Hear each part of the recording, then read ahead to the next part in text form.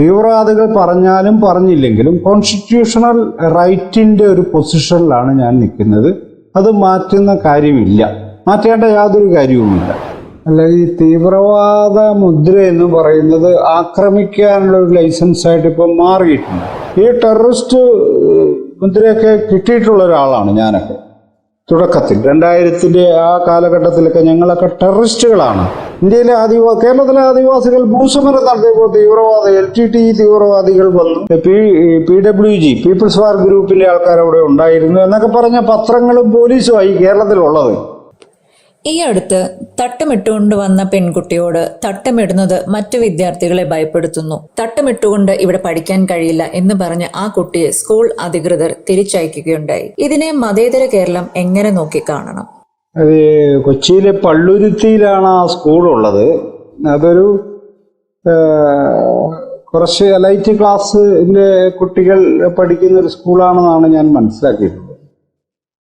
അപ്പൊ അവിടെ ഒരു കുട്ടി തട്ടമിട്ടുകൊണ്ട് വന്നു, ഒരു മുസ്ലിം കുട്ടിയാണ്. അപ്പൊ അത് പറ്റില്ല എന്ന് പറയാൻ സ്കൂൾ അധികൃതർക്ക് അവകാശമില്ല എന്ന് വിചാരിക്കുന്ന ഒരാളാണ്.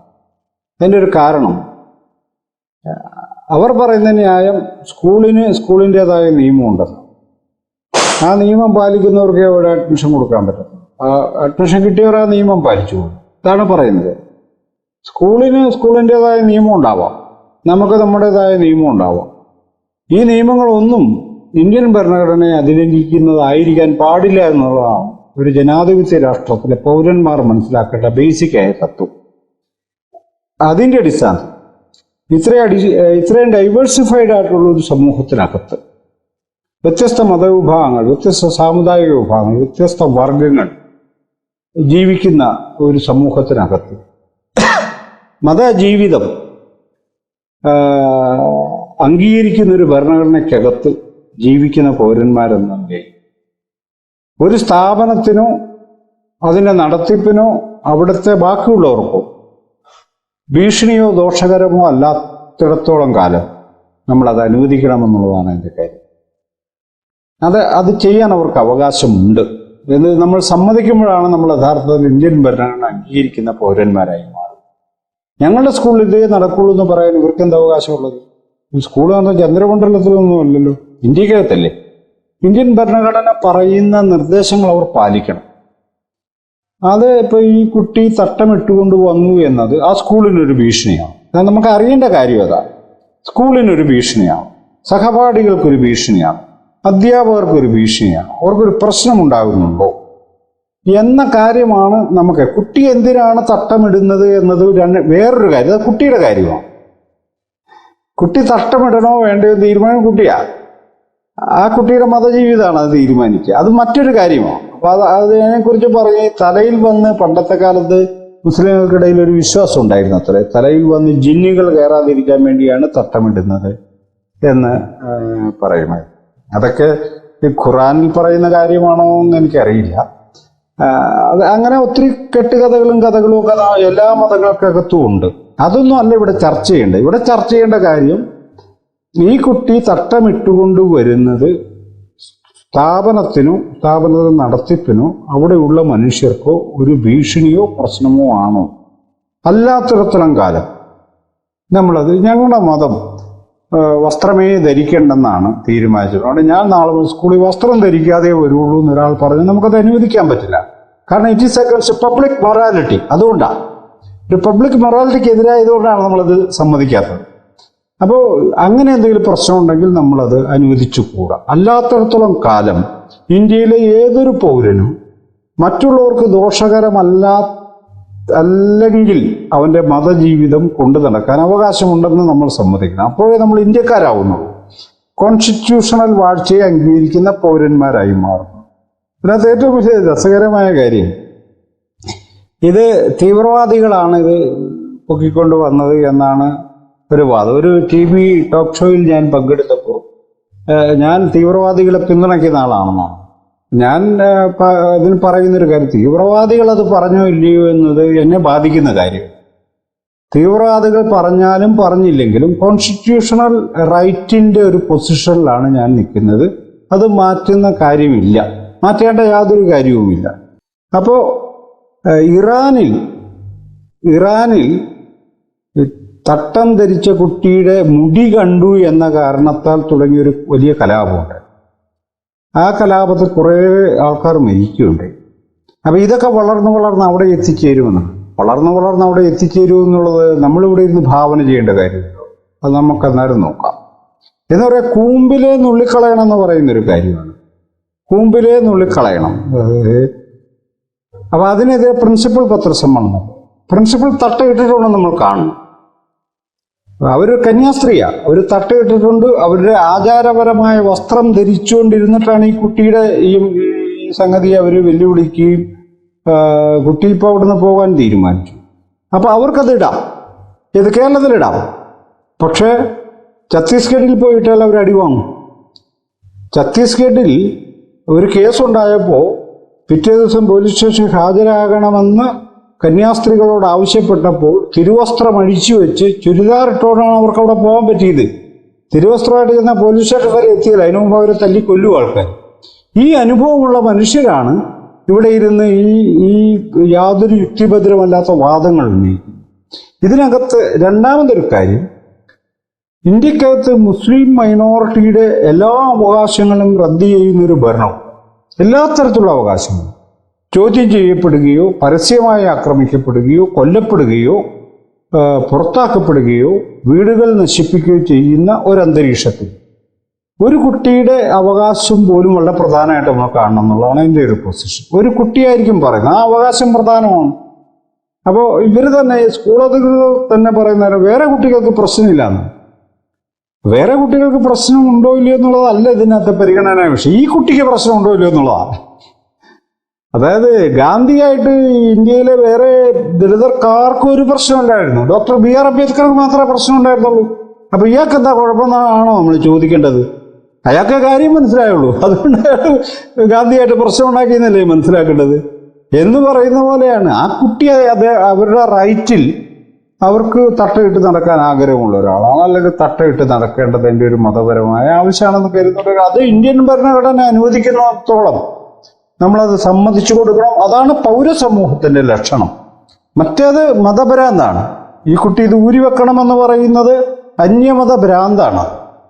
അത് വകവെച്ചു കൊടുക്കേണ്ട കാര്യമില്ല എന്നുള്ള ഒരു കോൺസ്റ്റിറ്റ്യൂഷണൽ പൊസിഷനാണ് ആ കാര്യത്തിലേക്കുള്ളത്. ആക്രമിക്കപ്പെടുന്ന ഒരു ജനത എന്ന നിലയിൽ തന്നെയാണ് ഇന്ത്യക്കകത്ത് മുസ്ലിം ഇഷ്യൂസിനെ നമ്മൾ അഭിസംബോധന ചെയ്യേണ്ടത്. കേവലമായി തുല്യാവകാശമുള്ള പൗരന്മാരെന്നുള്ള നിലക്കൊന്നുമല്ല. ഇപ്പോൾ നമ്മൾ ആരും ഇടണ്ട, ആരും ഒരു ദൈവത്തെ വണങ്ങണ്ട എന്നൊക്കെ പറഞ്ഞ് യുക്തിവാദികളൊക്കെ നമുക്ക് കാണാം. അങ്ങനെയൊക്കെ കുറേ ആൾക്കാരുണ്ടാവും. അതല്ലാതെ അതൊന്നും ഒരു വലിയ ജനസമുദായത്തെ മുന്നോട്ട് കൊണ്ടുപോകാവുന്ന ഒരു ആശയപ്രപഞ്ചമല്ല. എന്തിനാണ് അയ്യപ്പൻ്റെ ഇതൊക്കെ വാതിൽപ്പടിയൊക്കെ എടുത്തുകൊണ്ട് കൂടെ അയ്യപ്പൻ അറിഞ്ഞില്ല, ഇനി ആരും ശബരിമലയ്ക്ക് പോകണ്ട, ഖുറാനിൽ അത് ഇങ്ങനെ പറയും, അങ്ങനെ അതുകൊണ്ട് ഇനി മേലാൽ ആരും ഖുറാൻ വായിക്കും, ഇങ്ങനെയൊക്കെ പറയാം. കുറെ പേർക്ക് പറഞ്ഞു നടക്കാന്നുള്ളതല്ലാതെ ഇതൊന്നും അല്ല ഒരു സോഷ്യൽ സാമൂഹികമായ അർജ് തീരുമാനിക്കുന്നത് ഇവർ പറഞ്ഞ യുക്തിവാദമൊന്നുമല്ല.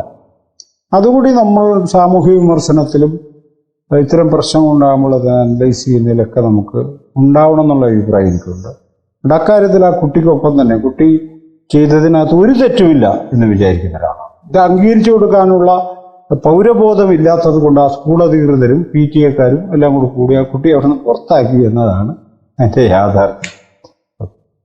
ഒരു പൗരന്റെ മൗലിക അവകാശങ്ങൾ നിഷേധിക്കപ്പെടുമ്പോൾ ദളിത് വിഭാഗങ്ങളിൽ നിന്നോ മൈനോറിറ്റി വിഭാഗങ്ങളിൽ നിന്നോ ചോദ്യം ചോദിക്കുന്ന വ്യക്തികളെയും അവരുടെ കൂടെ നിൽക്കുന്ന വ്യക്തികളെയും തീവ്രവാദികളാക്കി മുദ്രകുത്തുന്ന ഒരു രീതി ഈ അടുത്ത് പ്രകടമായി കാണാൻ കഴിയുന്നുണ്ടല്ലേ? അല്ല, ഈ തീവ്രവാദ മുദ്ര എന്ന് പറയുന്നത് ആക്രമിക്കാനുള്ള ഒരു ലൈസൻസായിട്ട് ഇപ്പം മാറിയിട്ടുണ്ട്. ഏതൊരാളെയും ഏതൊരു സമൂഹത്തെയും ആക്രമിക്കാനുള്ള ലൈസൻസാണ് തീവ്രവാദ മുദ്ര എന്ന് പറയുന്നത്. ഈ തീവ്രവാദം എന്നത് എന്താണെന്നുള്ളത് ഇനി ഡിഫൈൻ ചെയ്യപ്പെട്ടിട്ടില്ല. What we mean by terrorism എന്നതുകൊണ്ട് എന്താണ് ഉദ്ദേശിക്കുന്നത് എന്നത് ലോകത്തെല്ലാവരും അംഗീകരിക്കുന്ന നിർവചനം അതിനില്ല. ആ കൂടി ആക്രമണങ്ങളെ ചൂണ്ടിക്കാട്ടി തീവ്രവാദമാണെന്ന് പറയുന്നു എന്നതാണ്. അങ്ങനെയാണെങ്കിൽ ലോകത്തിലെ ഏറ്റവും വലിയ തീവ്രവാദികൾ ഭരണകൂടങ്ങളാണ്. ഭരണകൂടങ്ങൾ ചെയ്യുന്ന അത്രയും അതിക്രമം യഥാർത്ഥത്തിൽ ഒരു സംഘടനയും ലോകത്ത് ചെയ്യുന്നില്ല. ഭരണകൂടങ്ങളാണ്. ഇപ്പം പാകിസ്ഥാനിൽ ഇന്ത്യ ആക്രമണം അഴിച്ചുവിടുന്നു, പാകിസ്ഥാൻ ഇന്ത്യക്കെതിരെ ആക്രമണം അഴിച്ചുവിടുന്നു. കഴിഞ്ഞ ദിവസം അഫ്ഗാനിസ്ഥാൻ പാകിസ്ഥാനെതിരെയും പാകിസ്ഥാൻ അഫ്ഗാനിസ്ഥാനെതിരെയും ആക്രമണം അഴിച്ചുവിടുന്നു. കഴിഞ്ഞ 2023 മുതൽ നിരന്തരമായി ഫലസ്തീനിൽ ബോംബ് വർഷം നടത്തിക്കൊണ്ടിരിക്കുകയാണ് ഇസ്രായേൽ. ഇതൊക്കെ ഏതിലാ വിടുന്നത്? അപ്പൊ ഈ ചൂണ്ടിക്കാണിക്കപ്പെടുന്ന ചില കൊലപാതകങ്ങളും ചില ബോംബ് സ്ഫോടനങ്ങളും ഇതാണ് ടെററിസം എന്ന് പറയുന്നതിനകത്ത് അർത്ഥമില്ല. ടെററിസം എന്താണെന്ന് നമ്മൾ പറയണല്ലോ. എന്താണ് ടെററിസം എന്നാണ് ഉദ്ദേശിച്ചത്? അപ്പൊ ഈ ടെററിസം ഇന്ന് ഉപയോഗിക്കുന്നത് ഭരണകൂടത്തിന് മെരുങ്ങാത്ത, ഭരണകൂടത്തിന്റെ താല്പര്യങ്ങൾക്ക് മെരുങ്ങാത്ത ആരെയും ടെററിസ്റ്റായിട്ട് പ്രഖ്യാപിക്കുകയും വകവരുത്തുകയും ചെയ്യുക എന്നുള്ളതാണ് അതിൻ്റെ ഇപ്പോഴത്തെ ഒരു മെക്കാനിസം, അതിൻ്റെ പിന്നിലുള്ളൊരു കാര്യം. ഈ ടെററിസ്റ്റ് മുദ്രയൊക്കെ കിട്ടിയിട്ടുള്ള ഒരാളാണ് ഞാനൊക്കെ. തുടക്കത്തിൽ 2000 ആ കാലഘട്ടത്തിലൊക്കെ ഞങ്ങളൊക്കെ ടെററിസ്റ്റുകളാണ്, ഭീകരവാദികളാണ് എന്ന് പറഞ്ഞ് വലിയ വ്യാപകമായ പ്രചാരണം നടന്നു. എൻ്റെയൊക്കെ ലിസ്റ്റ് കേരളത്തിലെ പോലീസിൻ്റെ പ്രധാനപ്പെട്ട കൾപ്രിറ്റുകളുടെ ലിസ്റ്റിൽ എൻ്റെയൊക്കെ പേര്. എന്നാൽ എപ്പോൾ വേണേലും പിടിക്കേണ്ടി വരുന്ന ഒരാൾ, അങ്ങനെ ഒരു ലിസ്റ്റുണ്ട് പോലീസിന്. എല്ലാ വർഷവും വന്ന് നമ്മൾ എവിടെ എന്താതൊക്കെ അന്വേഷിക്കുമായിരുന്നു. അപ്പോൾ അങ്ങനെ അതിലൊക്കെ എൻ്റെ പേര് എന്തിനാ വരുന്നത്? ഞാൻ ഇന്നുവരെ ഒരു ചെറിയ ക്രിമിനൽ കേസിൽ പോലും പ്രതിയല്ല. 60 വയസ്സായി ഇതുവരെ ഒരു ചെറിയ ക്രിമിനൽ 1-2 പബ്ലിക് കേസുകളിൽ പ്രതിയാണ് എന്നുള്ളതല്ലാതെ ഒരൊറ്റ ക്രിമിനൽ കേസിലും പ്രതിയല്ല. എന്നിട്ട് എൻ്റെ പേര് എഴുതി വെച്ചിരിക്കുക. ഞാൻ ഭരണകൂടത്തെ വിമർശിക്കുന്നു എന്നുള്ളത് മാത്രമാണ് എൻ്റെ കാരണം. അപ്പം ഞാൻ പറയുന്നത് തീവ്രവാദ ഘടകങ്ങൾ എല്ലാ സ്ഥലങ്ങളിലും ഉണ്ട് എന്ന് നമ്മൾ കാണും, എല്ലാ ജനതയിലും ഉണ്ട് എന്ന് കാണണം, ഭരണകൂടത്തിൻ്റെ പ്രവൃത്തികളിലും ഉണ്ട് നമ്മളത് കാണും. അത് ഏതെങ്കിലും ഒരു വിഭാഗത്തിന് മാത്രമാണെന്ന് പറയുന്നിടത്താണ് പ്രശ്നം ആരംഭിക്കുന്നത്. ഇതിപ്പോൾ ഇന്ത്യയിലെ ദളിതർ മിലിറ്റൻ്റായൊരു മൂവ്മെൻ്റ് ആരംഭിച്ചാൽ അവരെ പെട്ടെന്ന് തീവ്രവാദികളായ ഒരു മുദ്ര കുത്തും. ഇന്ത്യയിലെ കേരളത്തിലെ ആദിവാസികൾ ഭൂസമരം നടത്തിയപ്പോൾ LTTE തീവ്രവാദികൾ വന്നു, PWG പീപ്പിൾസ് വാർ ഗ്രൂപ്പിന്റെ ആൾക്കാർ അവിടെ ഉണ്ടായിരുന്നു എന്നൊക്കെ പറഞ്ഞ പത്രങ്ങളും പോലീസുമായി കേരളത്തിലുള്ളത്. അവിടെ ആരും ഉണ്ടായിരുന്നില്ലെന്ന് വ്യക്തമായി അറിയാവുന്ന ഒരാളാണ് ഞാൻ. ആ സമയത്ത് അവിടെ ഇല്ലെങ്കിലും ഈ മുത്തങ്ങ സമരത്തിൽ ഞാൻ നേരിട്ട് പങ്കാളി അല്ലെങ്കിൽ എനിക്ക് വ്യക്തമായിട്ട് അറിയാം. ഒരു PWG അവിടെ വന്നിട്ടില്ല, ഒരു LTTE അവിടെ വന്നിട്ടില്ല. പക്ഷെ അവരെ അടിച്ചമർത്താൻ വേണ്ടി കേരളം ഉണ്ടാക്കിയ വലിയ നുണക്കഥകളിലൊന്നാണ് സമാന്തര ഭരണകൂടം ഉണ്ടാക്കാനായിട്ട് ശ്രമിച്ചു. PWG സപ്പോർട്ട് ചെയ്തു. അവിടെ നിന്ന് ബൈബിൾ കണ്ടെടുത്തു, കൊന്തമാല കണ്ടെടുത്തു എന്നൊക്കെ പ്രചരിപ്പിച്ചത് കേരളത്തിലെ പത്രങ്ങളാണ്. അപ്പോൾ അന്താരാഷ്ട്ര ഫണ്ട് കിട്ടുന്നു, PWG പോലെയുള്ള ആൾക്കാർ വരുന്നു, LTTE പോലെയുള്ള തീവ്രവാദികളുടെ സപ്പോർട്ട് കിട്ടുന്നു. എങ്ങനെ CK ജാനുവിൻ്റെ നേതൃത്വമുള്ള പ്രസ്ഥാനം വലിയൊരു ഭീകര പ്രസ്ഥാനമാണ് സ്ഥാപിച്ചെടുക്കുകയായിരുന്നു. യഥാർത്ഥത്തിൽ ആദിവാസികളെ വെടിവെച്ച് കൊല്ലാനുള്ള ലൈസൻസാണ് അവർ യഥാർത്ഥത്തിൽ ഉണ്ടാക്കിയെടുത്തത് എന്ന് പറയുന്നത് പോലെ തന്നെ യഥാർത്ഥ കേരളത്തിലെ ആദിവാസി സമൂഹത്തിനകത്ത് ഒരു തീവ്രവാദ പ്രസ്ഥാനമുണ്ട്. കാരണം അവരുമായിട്ട് വളരെ ഇൻറ്റിമസിയുള്ള ഒരാളെന്ന നിലക്ക്, കുറേ വർഷങ്ങൾ അവർക്കിടയിൽ പ്രവർത്തിക്കാൻ കഴിഞ്ഞ ഒരാളെന്ന നിലക്ക് എനിക്ക് വളരെ വ്യക്തമായി അറിയാവുന്ന കാര്യം, നിയമാനുസരിച്ചും ഭരണഘടന അനുസരിച്ചും പ്രവർത്തിക്കുന്ന സംഘങ്ങളും സംഘടനകളും അല്ലാതെ ഒരു ഭരണകൂട വിമർശനം പോലെ അത്രയും ഗുരുതരമായി ഉന്നയിക്കുന്ന സംഘങ്ങൾ പോലും അതിനകത്തില്ല. അപ്പോൾ സാധാരണ സംഘടനകളാണ് അതിനകത്ത് പ്രവർത്തിക്കുക. അവരുടെ ഭരണഘടനാപരമായ ആവശ്യങ്ങൾ അവർ ഉന്നയിക്കുന്നു എന്ന് മാത്രമേ ഉള്ളൂ. അപ്പം ഇത് ദളിതർക്കെതിരെയും ഇതേ മുസ്ലിങ്ങൾക്കെതിരെയും ഇതേ സംഭവം. അപ്പോൾ ഏതെങ്കിലും ചെറു ഗ്രൂപ്പുകളൊക്കെ എന്തെങ്കിലുമൊക്കെ ചില പ്രതിരോധം എന്ന നിലക്കൊക്കെ ഉണ്ടാക്കി. അപ്പോൾ ഈ പറയുന്ന ഫലസ്തീനിൽ നടന്നൊരു കാര്യം, അപ്പോൾ ഹമാസ് അങ്ങോട്ട് 7 പേർ മരിക്കാൻ, പലസ്തീൻകാർ മരിക്കാൻ ഇടയായ ഒരു ആക്രമണം നടത്തിയതിനെ തുടർന്നാണ് 2023 മുതൽ അവിടെ കൊലപാതക പരമ്പരകൾ, ബോംബ് വർഷത്തിന്റെ പരമ്പരകൾ ഉണ്ടാവുന്നത് എന്ന ഒരു സ്റ്റോറി ലോകമെമ്പാടും സ്ഥാപിക്കപ്പെട്ടു.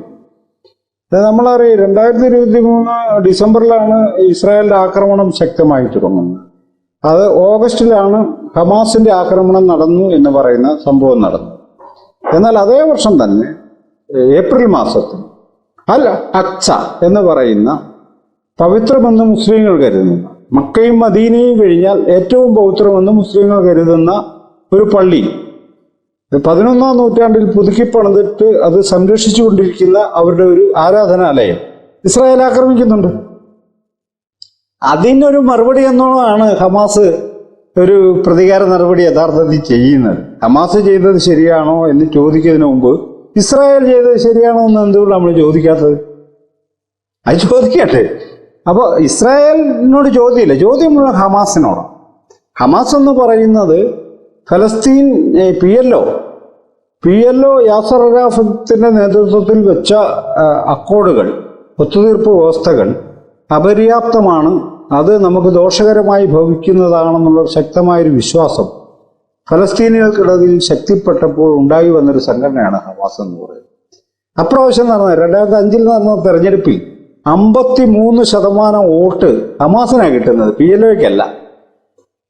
എന്ന് പറഞ്ഞാൽ നമ്മൾ ഇവിടെ ഇപ്പൊ കേൾക്കുന്ന പോലെ ഇവര് കുറെ തോക്കുമായിട്ട് കുറെ ആൾക്കാർ ഇങ്ങനെ കറങ്ങി നടക്കുവാണ്, അങ്ങനെയല്ല അതിന്റെ ഹിസ്റ്ററി.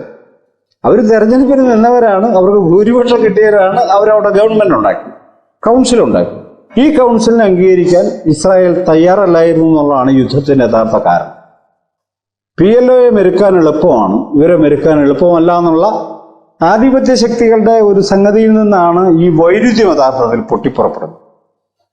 ഇവരും ഈ പ്രതിരോധത്തിന്റെ കാര്യം, മിലിറ്ററിയുടെ അടിസ്ഥാനത്തിലുള്ള പ്രതിരോധത്തിന്റെ കാര്യത്തിൽ ഒട്ടും പുറകോട്ട് പോകുന്ന ഒരു സമീപനം ഹമാസിനുമില്ല. അവർക്ക് വേറെ നിവൃത്തിയില്ല, അവർ പുറകോട്ട് പോകുന്നവരെല്ലാം അവിടെ തീരുക എന്നേ അർത്ഥമുള്ളൂ. അപ്പൊ ഇപ്പൊ തന്നെ ഏറ്റവും അവസാനം അക്കോർഡുണ്ടാക്കി 2-ാം ദിവസം അത് ലംഘിച്ചത് ഇസ്രായേലാണ്. ആരും ചോദിക്കുന്നില്ല. ഇന്നലെ ബോംബ് വർഷം 79 പേർ മരിച്ചു എന്നാണ് അറിയുന്നത്, ആരും ചോദിക്കുന്നില്ല. ഇന്നിപ്പോ സമാധാന ചർച്ച പിന്നെയും നടക്കാൻ പോവാ. ഇന്ന് സമാധാന ചർച്ച അടക്കുക, അവർ വെടിവെച്ച ആൾക്കാരെ കൊന്നുകൊണ്ടിരിക്കുക. അപ്പൊ ഞാൻ പറയുന്നത് ഈ മുസ്ലിങ്ങൾക്കിടയിലുണ്ട്, അല്ലെങ്കിൽ ഇൻഡിജീനസ് പീപ്പിൾസിന്റെ ഇടയിലുണ്ട് എന്ന് പറയുന്ന തീവ്രവാദ സംഘങ്ങൾ യഥാർത്ഥത്തിൽ രാഷ്ട്രങ്ങൾ ഉണ്ടാക്കുന്ന, ഈ സിയോണിസ്റ്റ് പോലെയുള്ള വലിയ ഭീകര പ്രസ്ഥാനങ്ങൾ ഉണ്ടാക്കുന്ന, ഇന്ത്യയിലെ RSS പോലെയുള്ള ഭീകരവാദികൾ ഉണ്ടാക്കുന്ന ആക്രമണത്തെ വെച്ച് നോക്കുമ്പോൾ വലുവും തുച്ഛവും നെഗ്ലിജിബിളും ആണെന്നുള്ളതാണ് യാഥാർത്ഥ്യം. അല്ല, നമ്മൾ നോക്കിയോ, ഇന്ത്യയുടെ ചരിത്രത്തിൽ മുസ്ലിങ്ങൾ നടത്തിയ ആക്രമണങ്ങളെ കുറിച്ച് വാചാലരാകുന്നവർ ഈ സംഘപരിവാർ ശക്തികൾ നടത്തിയിട്ടുള്ള ആക്രമണങ്ങളും മുസ്ലിം ജനതയ്ക്കെതിരെ സംഘപരിവാർ അധികാരത്തിൽ വന്നതിന് ശേഷം നടത്തിയിട്ടുള്ള ആസൂത്രിതമായ ആക്രമണങ്ങളുടെയും ലിസ്റ്റ് എടുത്ത് പരിശോധിച്ചാൽ ഏതാണ് അധികമെന്ന് നമുക്ക് മനസ്സിലാവും. യഥാർത്ഥത്തിൽ ഇവർ അതിഭീകരമായ ആക്രമണം നടത്തുകയും അവർ ആക്രമിക്കപ്പെടുന്നവൻ തന്നെ കുറ്റവാളിയാണെന്ന് പ്രഖ്യാപിക്കുകയും ചെയ്യുന്നിടത്താണ് ഈ ടെററിസത്തിന്റെ ഉപയോഗം കിടക്കുന്നത്. ഇപ്പൊ പാകിസ്ഥാനെ എപ്പോ വേണേലും കയറി ആക്രമിക്കാൻ ഇന്ത്യക്ക് അവകാശം കിട്ടാൻ വേണ്ടിയാണ് പാകിസ്ഥാനെ ഭീകര രാഷ്ട്രമായി പ്രഖ്യാപിക്കണമെന്ന് ഇന്ത്യ ആവശ്യപ്പെട്ടുകൊണ്ടിരിക്കുന്നത്. എപ്പോ വേണേലും അവർ കയറി ആക്രമിക്കാം ഭീകര രാഷ്ട്രം എന്ന് പ്രഖ്യാപിക്കപ്പെട്ട് കഴിഞ്ഞാൽ. അപ്പോൾ ഈ ഫലസ്തീനെ ഇത്രയും നാൾ ആക്രമിച്ചിട്ടും പല രാജ്യങ്ങളും ഇസ്രായേലിനെ ഭീകര രാഷ്ട്രമായി പ്രഖ്യാപിച്ചിട്ട് UNOയ്ക്ക് അത് കഴിയുന്നില്ല. കഴിയാത്ത നേരം വൻ ശക്തികൾ ഇവരോടൊപ്പമാണ് നിൽക്കുന്നത്. അപ്പം ഈ പറയുന്ന പണ്ട് അമേരിക്കയിൽ നടന്ന ആക്രമണവും ഭീകരാക്രമണവും എന്നൊക്കെ വിളിക്കുന്ന സംഗതി, ബിൻ ലാദനെ പോലുള്ള ചില കഥകളും ഒക്കെ പറഞ്ഞിട്ട് ഇവർ എസ്റ്റാബ്ലിഷ് ചെയ്യുന്ന ഈ ടെററിസം എന്നൊക്കെ പറയുന്നത് യഥാർത്ഥ ഭരണകൂടം ചെയ്യുന്നതായി വെച്ചിട്ട് വളരെ നെഗ്ലിജിബിളായ കാര്യമാണ്. അത് വലിയ പലപ്പോഴും അവർ ഡിമാൻഡുകൾ റേസ് ചെയ്യുന്നു, ഒരിക്കലും അംഗീകരിക്കപ്പെടാറില്ല. സ്വാഭാവികമായിട്ടും സമരങ്ങൾ വയലൻസിലേക്കൊക്കെ മാറിപ്പോകാറുണ്ട് എന്നുള്ളതാണ്. കാരണം ഇവരുമായിട്ടൊരു ഹമാസുമായിട്ടുള്ള ചർച്ച, സമാധാന ചർച്ച കഴിഞ്ഞ് പുറത്തിറങ്ങുമ്പോൾ നെതന്യാഹു പറയുന്നത് ഹമാസിനെ ഞങ്ങൾ ഭൂമുഖത്ത് നിന്ന് തുടച്ചു നീക്കുമെന്നാണ് പറയുന്നത്. ഇതെന്ത് സമാധാന ചർച്ചയാണ്? ഹമാസിന്റെ നേതാക്കളും ഇസ്രായേലിന്റെ നേതാക്കളും ഈജിപ്തില് അമേരിക്കയുടെ സാന്നിധ്യത്തിൽ ചർച്ച നടത്തിയിട്ട് പുറത്തിറങ്ങുമ്പോഴേ നെതന്യാഹു പറയുന്നത് ഹമാസിനെ ഞങ്ങൾ ഭൂമുഖത്ത് നിന്ന് തുടച്ചു നീക്കുന്നു. അതെന്ത് സമാധാന ചർച്ച? എന്ത് മൊറാലിറ്റി അയാൾ പുലർത്തുന്നത്? ഇതാരും ചോദിക്കുന്നു. ഞാൻ ചോദിക്കുന്നത് ഞാൻ തീവ്രവാദിയാണെന്നാണ് പിന്നെ പറയുന്നത്. മനസ്സിലായി, നമ്മൾ ഹമാസിനെ പിന്തുണയ്ക്കുന്ന ആളാണ് എന്ന നിലക്ക്. അതുകൊണ്ട് ഈ തീവ്രവാദ ആരോപണം നമ്മൾ സംശയിക്കപ്പെടേണ്ട ഒരു നരേഷനായിട്ടാണ് ഞാൻ മനസ്സിലാക്കിയിട്ടുള്ളത്. ഓക്കെ.